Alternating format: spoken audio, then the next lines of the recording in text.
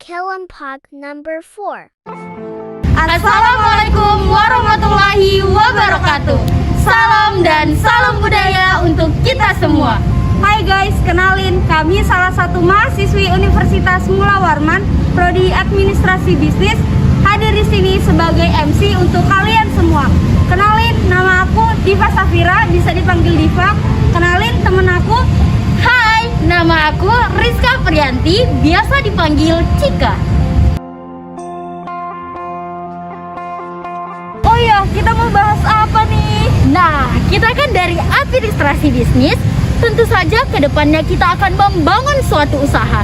Dan usaha itu tentu saja kita yang akan menjadi pemimpinnya. Oleh karena itu, pada kesempatan kali ini kita akan membahas mengenai seputar kepemimpinan itu. Kira-kira gimana tuh?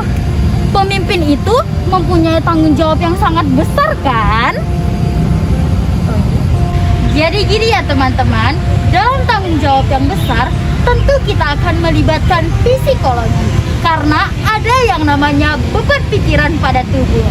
Dan yang bikin penasaran lagi, gimana sih kondisi psikologi seorang pemimpin itu? Apa nggak pusing nih nanggung tanggung jawab yang sangat besar? Bener juga, pemimpin kan punya tanggung jawab yang besar. Tentu saja punya beban pikiran atas organisasi atau apapun yang dipimpinnya. Belum lagi masalah yang datang dari luar. Apa nggak mumet itu otak? Bikin penasaran juga, gimana psikologisnya, tertekan nggak ya? Gimana nih teman-teman? Penasaran gak sih tentang kondisi psikologi seorang pemimpin? Oleh karena itu, pada kesempatan kali ini kita akan membahas masalah psikologi seorang pemimpin itu. Hayo, siapa nih yang penasaran? Setelah ini kami akan serahkan sepenuhnya kepada reporter kita. Karena reporter kita kali ini akan mengkaji banyak informasi dari narasumber kita. Jangan lupa tonton sampai akhir. Selamat menyaksikan. Assalamualaikum warahmatullahi wabarakatuh. Hai guys semuanya, perkenalkan nama saya Raisa Cahya Aurelia. Saya salah satu mahasiswi dari Universitas Mula Warman, Prodi Administrasi Bisnis, hadir di depan kalian untuk menjalankan misi yang telah MC kita berikan. Nah, kalian kan sebelumnya sudah tahu nih, MC kita itu mau membahas apa aja sih? Ya, MC kita itu mau membahas tentang psikologi seorang pemimpin. Dan di sini di samping saya sudah ada Ketua HIMAPSI atau Himpunan Mahasiswa Psikologi, Kak Yasmin Dieva. Halo teman-teman, ini aku langsung kenalan aja kan? Iya. Oke, sebelumnya perkenalkan, nama saya Yasmin Dieva Islamia. Saya tahun ini diamanahkan sebagai Ketua Umum dari Himpunan Mahasiswa Psikologi Universitas Mula Warman. Ya. Nah, berhubung kakaknya ini seorang pemimpin kan, udah itu tema yang kita bahas itu mengenai psikologi seorang pemimpin benar-benar berkaitan kan? Nah, langsung saja yuk kita tanya-tanya kakaknya mengenai psikologi seorang pemimpin. Pertanyaan pertama nih, sebelum kita membahas lebih jauh nih mengenai psikologi seorang pemimpin itu, menurut kakak nih, seorang pemimpin itu gimana sih? Oke, sebenarnya seorang pemimpin itu kan adalah orang ya yang istilahnya bisa mengarahkan, mengorganisir orang-orang di sekitarnya atau mungkin di dalam suatu kelompok atau organisasi kayak gitu. Jadi biasanya seorang pemimpin itu juga hadir di antara orang-orang yang sudah lama berproses, sudah lama mengikuti kegiatan-kegiatan. Jadi seorang pemimpin itu adalah memang orang-orang yang udah istilahnya terpilih atau mungkin secara nggak langsung hadir setelah mungkin melewati seleksi alam, mungkin bahasanya gitu, dalam proses berjalannya organisasi atau suatu kelompok. Gitu ya tuh. Bener kan? Nah, guys, kita tahu kan pemimpin itu memiliki tanggung jawab yang besar dalam memimpin sebuah organisasi atau kelompoknya. Nah, kita tahu nih. Nah, menurut kakak ini gimana sih psikologinya seorang pemimpin itu? Kan kita tahu juga bahwa tanggung jawab mereka itu nggak mudah, ditambah juga ada masalah-masalah dari luar. Terus ya psikologinya itu harus bagaimana sih? Oke, iya. Jadi kalau misalnya kita ngomongin psikologi seorang pemimpin itu sebenarnya sifatnya subjektif subjektif ya, karena biasanya memang seorang pemimpin itu punya karakteristiknya masing-masing. Jadi mereka yang pasti seorang pemimpin itu harus stabil. Maksudnya stabil tuh di dalam mentalnya mereka, caranya mereka berpikir, mengambil keputusan. Mereka nggak bisa mengambil keputusan ketika sedang emosi misalnya kayak gitu. Karena kan kalau kita bicara soal psikologi seseorang, kalau misalnya seorang lagi dalam masa emosi atau mungkin fase yang lagi nggak kondusif untuk memberikan suatu pendapat atau mungkin suatu keputusan, akhirnya mereka bisa jadi kayak apa ya, bikin suatu kelompok yang dia bawa ini agak goyah atau oleng kayak gitu. Jadi sebenarnya subjektif sih, kembali lagi ke karakteristik pemimpin ini seperti apa. Beberapa orang kan bilang pemimpin itu nggak boleh emosional, nggak boleh terlalu apa istilahnya menunjukkan perasaan emosi mereka kayak gitu. Cuman sebenarnya seorang pemimpin itu juga nggak masalah untuk sesekali memberikan pendapat emosional mereka atau mungkin memperlihatkan perasaan emosional mereka kayak gitu, karena itu yang bikin seorang pemimpin akhirnya terlihat dia adalah manusia kayak gitu. Karena pemimpin itu ya dia juga manusia yang sama kayak kita. Mereka bukan Tuhan yang istilahnya setiap keputusan yang mereka kasih itu adalah bisa titah yang perlu kita ikuti kayak gitu. Jadi sebenarnya emosional seorang pemimpin, psikologi seorang pemimpin itu kembali lagi ke orangnya itu lagi kayak gitu, karena sifatnya kan sangat subjektif. Nah, berarti pemimpin itu juga harus ya, bukan berarti pemimpin itu harus tegas dan nggak boleh ngeluarin emosi-emosi yang ada di dalam tubuhnya juga ya, karena pemimpin itu manusia. Nah, kita bahas lagi selanjutnya nih. Maka menurut kakak gimana sih idealnya idealnya psikologi seorang pemimpin itu, dan harus bagaimana sih mereka itu harus bersikap dalam mengambil setiap keputusan mereka? Ideal psikologi sih tadi aku udah jelasin juga, kalau misalnya mereka harus stabil. Dalam artian ketika mereka merasa diri mereka emosi, mereka perlu untuk cari hal yang bikin mereka tenang dulu sebelum keputusan. Jadi karena apalagi kalau misalnya di dalam suatu organisasi kita kan punya struktur yang kalau misalnya nih dia merasa dia lagi emosi, dia nggak bisa memberikan keputusan yang tepat, jadi harus ngobrol ke teman-temannya, ngobrol ke istilahnya kalau misalnya dia ketua umum, dia punya wakil, dia bisa ngobrol sama wakilnya, cari point of view lain kayak gitu. Itu idealnya seorang pemimpin yang mungkin bisa kita katakan mereka mau mendengar. Jadi kayak kalau misalnya seorang pemimpin itu nggak mau mendengar dari sisi lain, itu bakal sulit kayak gitu. Jadi idealnya psikologi seorang pemimpin itu adalah orang yang mau mendengar dan dia mau terbuka untuk saran-saran yang lain untuk dirinya sendiri kayak gitu. Jadi sebelum dia ngambil keputusan, dia perlu mendengar pendapat orang lain sebelum akhirnya ngambil keputusan itu kayak gitu. Apalagi kalau misalnya dia lagi dalam kondisi yang mungkin nggak stabil, karena setiap orang tadi kan udah dijelasin juga sama Mbak, kalau misalnya orang yang pemimpin mungkin mereka bisa istilah burn out atau mungkin stres yang berlebihan sampai akhirnya mereka bingung untuk ambil suatu keputusan. Itu fungsinya point of view lain. Jadi dia kayak punya pola pandang lain dan akhirnya dari pola pandang itu dia bisa berpikir, kayak itu menjadi stimulus di kepalanya dia untuk ngambil sebuah keputusan yang lebih ideal kayak gitu.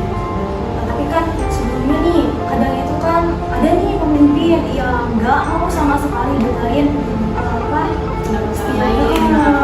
terus masukan orang lain juga, kadang dia nggak mau, dia tetap sama keputusannya. Nah, menurut kakak itu bagus apa enggak sih?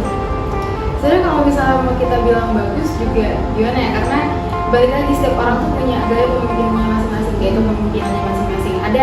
Ada kita tahu kepemimpinan yang otoriter, itu artinya dia nggak mau mendengarkan sama sekali orang lain, dia nggak mau, istilah dia mau berjalan dengan dirinya sendiri kayak gitu. Cuman ada beberapa plus minusnya dari setiap kepemimpinan. Kalau misalnya dia akhirnya berjalan dengan dirinya sendiri, dia nggak mau mendengarkan, ya berarti dia menjalankan suatu organisasinya, ya udah orang bakal jadi sentris ke dia jadi pusatnya.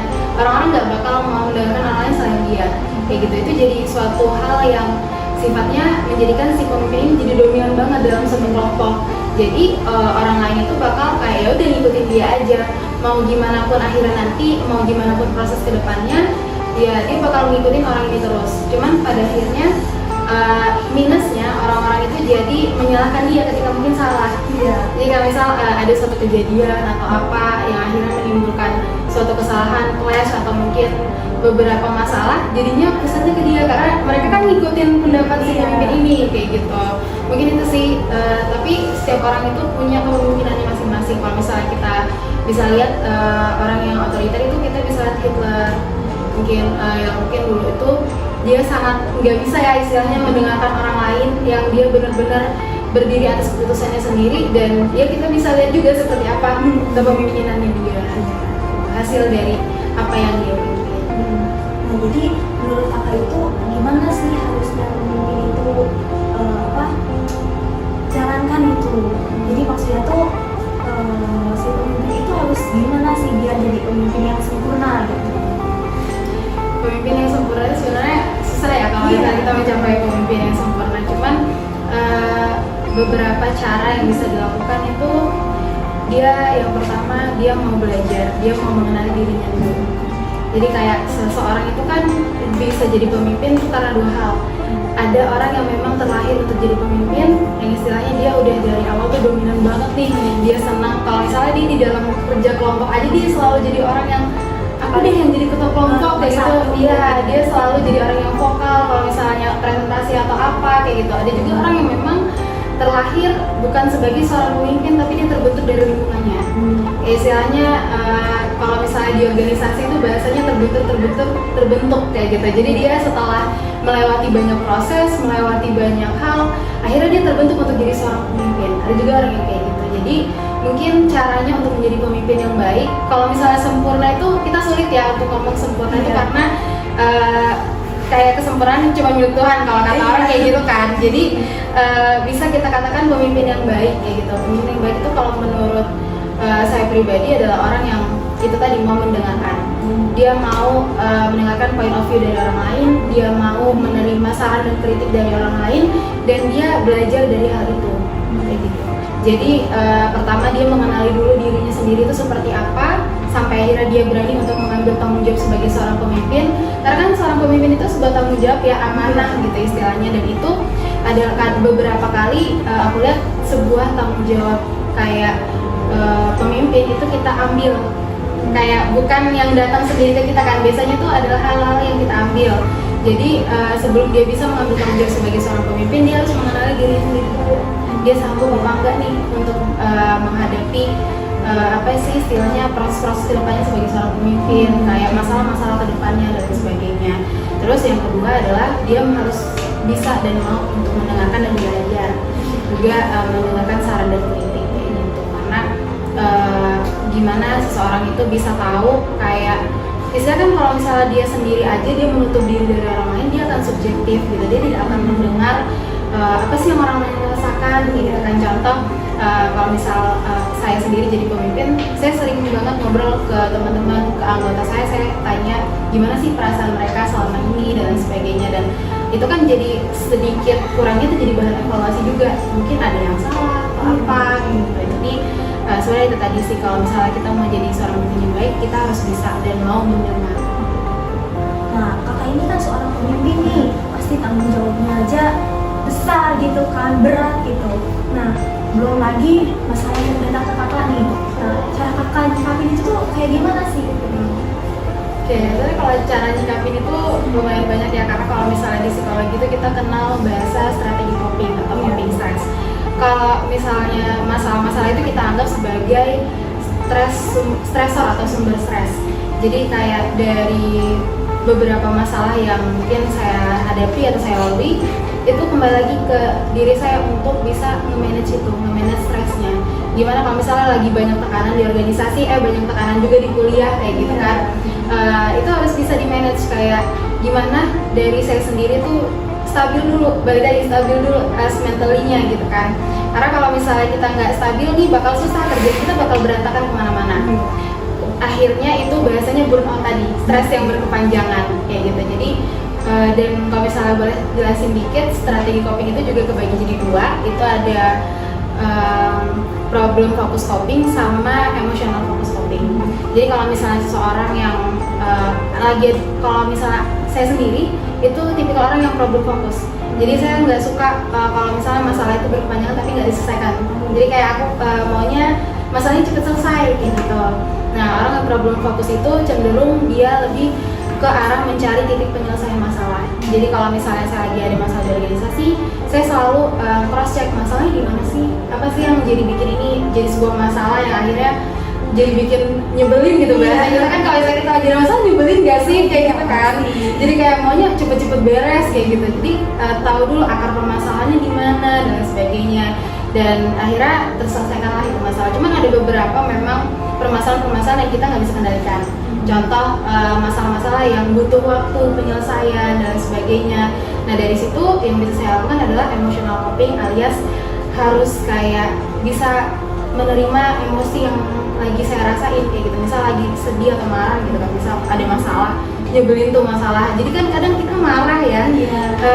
Ya hal yang bisa kita lakukan, kita terima emosinya, emotional coping. Gimana akhirnya saya tuh cari cara untuk udah deh marahnya diredain, beteknya diredain dulu, dicari jalan apa sih namanya, hal-hal yang bikin senang.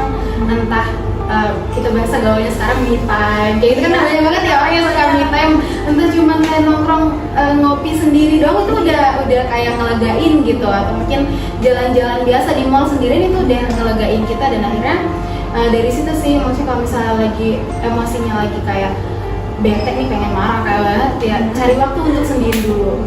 Emotional copingnya juga jalan. Jadi gimana pada akhirnya ketika kalau misalnya ada masalah itu jangan sampai dibiarkan stres berkepanjangan atau burn out, tapi harus perlu untuk kita mengenal diri kita lagi dan bisa ngendaliin memanage emosi kita lewat si coping itu tadi. Mana sih coping strategi yang mungkin pas buat kita, emosional kah atau problem fokus kah atau keduanya.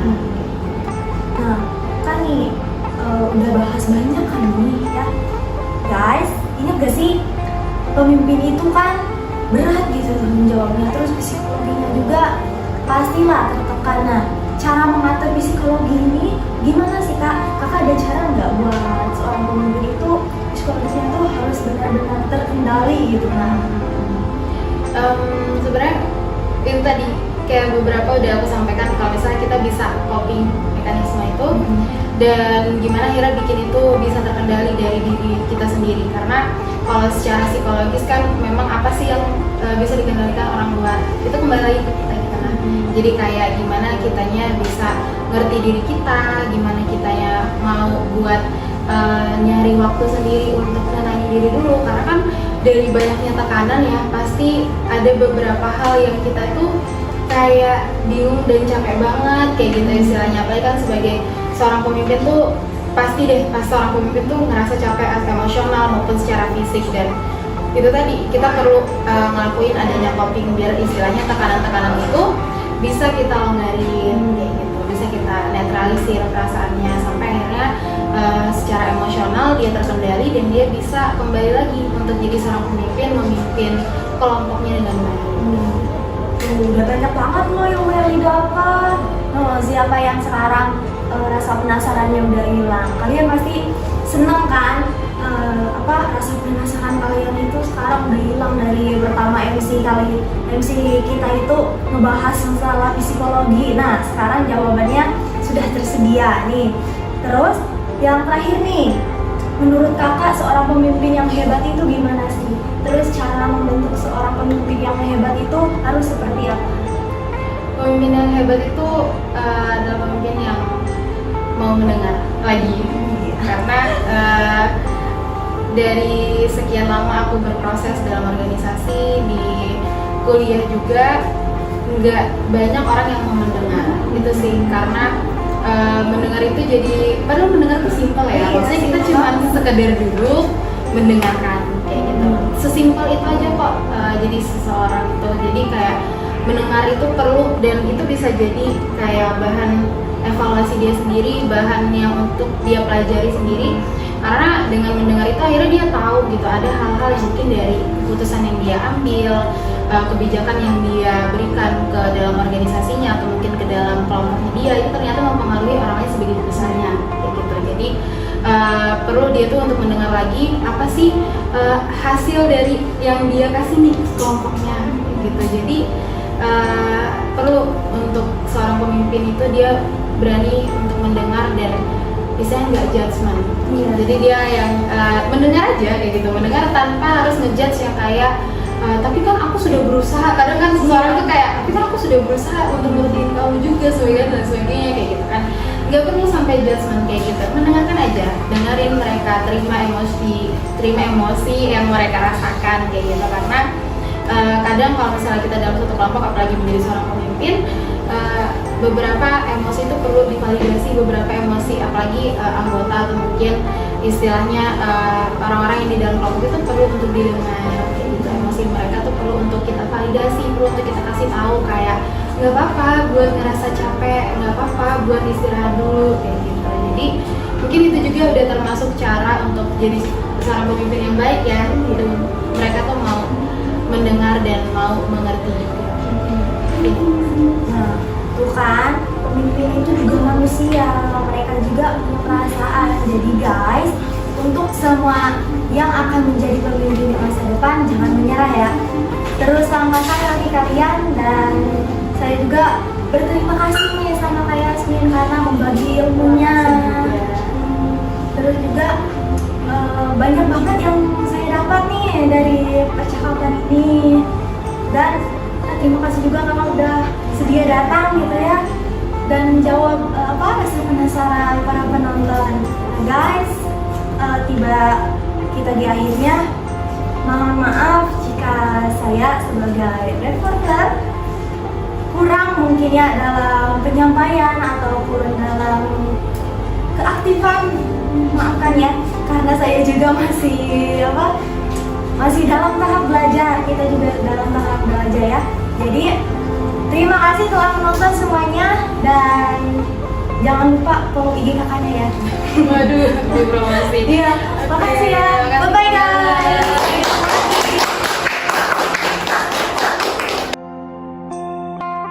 Demikianlah penjelasan materi psikologi seorang pemimpin. Kami dari kelompok kepemimpinan mengucapkan terima kasih. Wassalamualaikum warahmatullahi wabarakatuh. Dadah.